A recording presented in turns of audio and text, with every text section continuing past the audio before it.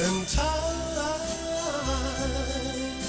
goes by. The Righteous Brothers had the unique opportunity to open for both the Beatles and the Rolling Stones in the early days of the legendary band's careers. However, according to singer Bill Medley, one experience was slightly more enjoyable than the other. Medley, 84, along with his late Righteous Brothers co-founder Bobby Hatfield, had a packed schedule in 1964. They were among the Beatles' opening acts during their first American tour in August and September, before supporting the Rolling Stones in October and November of the same year. In an interview with Billboard, Medley jokingly noted that the interviewer was trying to get him in trouble when asked which tour was more fun. However, he admitted that the answer was fairly straightforward. The Beatles, when we opened for them, it was their first American tour, and the kids were just screaming and crying, yelling out, "John, John, Ringo," he recalled. A lot of times when we were on, they'd be clapping and screaming, "We want the Beatles."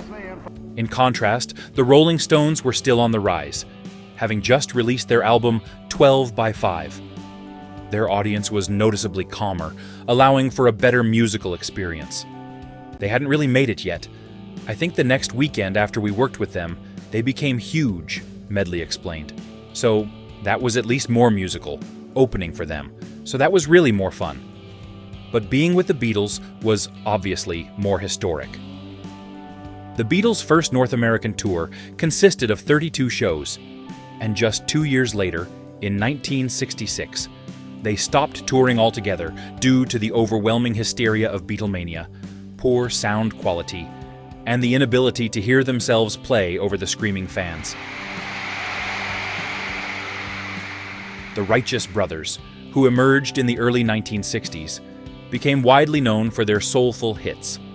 Medley later embarked on a solo career in 1968. The duo was honored with induction into the Rock and Roll Hall of Fame in 2003, the same year Hatfield passed away at age 63. Medley continues to perform as the Righteous Brothers, alongside Bucky Hurd. On February 21st, he is set to release Straight from the Heart, a collection of country songs marking his first new album in nearly 2 decades. Country songs give you the flexibility to do them the way you want.